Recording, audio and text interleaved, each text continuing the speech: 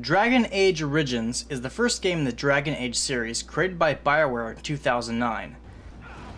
Viewed by many as a spiritual successor to the Baldur's Gate games BioWare previously developed, Dragon Age was received warmly by gamers upon release and continues to grow a sizable fanbase.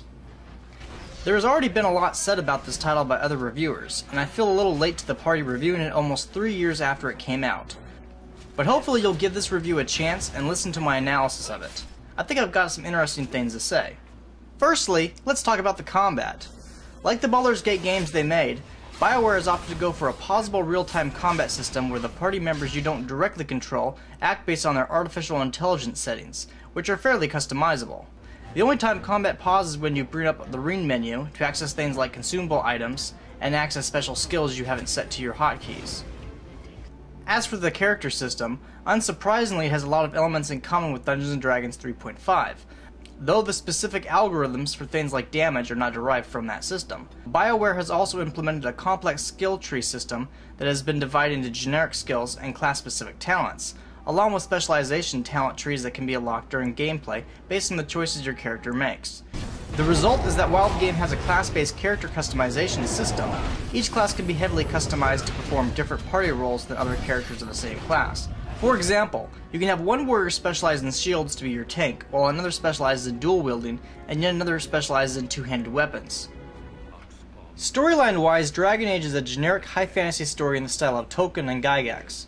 There are subtle differences, like how many of the elves are enslaved by humans, but just because your elves are different doesn't mean your world is different. I would not be surprised if Dragon Age began as someone's homebrew D&D campaign setting.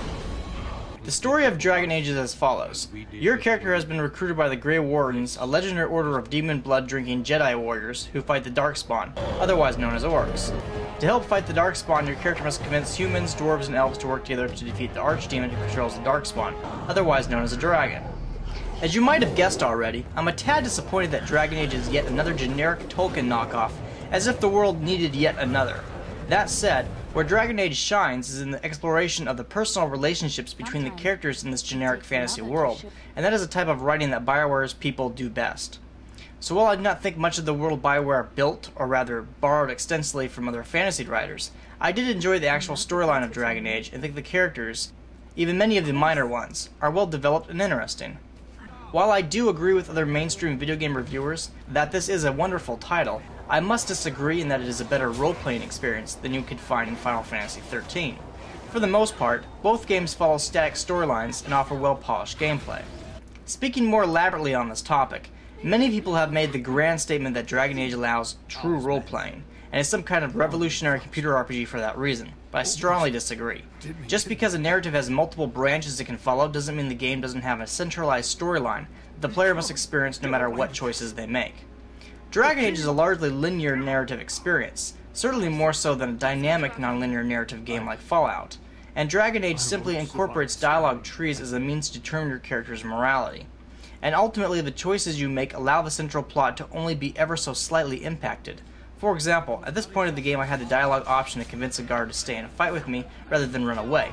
However, no matter what choice I made I had to fight the assassins. There was no option for my own character to run away with the guard, which would have been a perfectly viable option had this been a game of Dungeons & Dragons. I want to make this very clear. The choices you make in a video game like Dragon Age are not your own choices. They are the choices of the game designers. You merely had the illusion of choice, as part of the gameplay experience. The game steers you down a narrative path and there is no way to insert any creative narrative elements of your own like you could in a tabletop RPG. Again, choosing from 4 dialogue tree options is not what role-playing is. Role-playing means you can creatively come up with your own viable solutions to problems within the game world, and these solutions can have a meaningful and dramatic impact on the direction of the narrative. You simply cannot yet do that in a video game like you can in a tabletop RPG. Don't believe me? Okay, fine. Play this game yourself and be the most diabolical asshole the world has ever known. No matter what you do, you will still end up saving the world and being the good guy.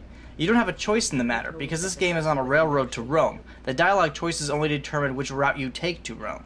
From a game mechanic perspective, the dialogue choices in Dragon Age that are meaningful only determine 2 things. Firstly, what rewards you can get, and secondly, what characters you can recruit. The dialogue choices themselves make very little difference to the storyline, and when they do alter it, it's only a minor cosmetic difference, such as whether one of your companions becomes a king, or you become a king, or whatnot. Even if characters come and go from your party based on your choices, things are ultimately going to end up the same as certain milestone events must be cleared. Basically, you have to ally all the different races to defeat the Darkspawn, and no matter what you do, that outcome is going to occur, else the game cannot be beaten. And without giving away any spoilers, even if you piss off a certain character crucial to the ending of the game, that character will appear when they are needed by the storyline.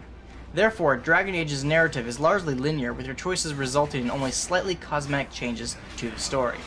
Therefore, it is a static, non-linear computer RPG narrative. So, while Dragon Age doesn't have role-playing, what it does have are all the other elements that make it a computer RPG. And let me be clear, Dragon Age Origins is a fantastic computer RPG. There are very few things I can complain about, and these complaints are primarily about the graphical user interface. For example, I hate how the life meters for your party members make it difficult to gauge how much health they have lost. I wish there was an option to show their hit points as numeric values. I also dislike the number of buttons I need to press through to go through the menus. I feel like I spend way too much time cycling through menu screens than I should need to.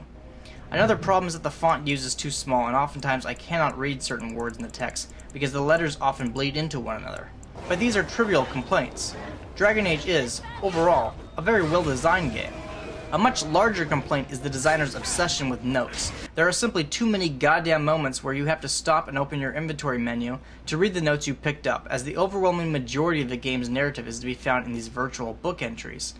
This brings the gameplay to a halt, constantly, and kills a lot of the fun for me.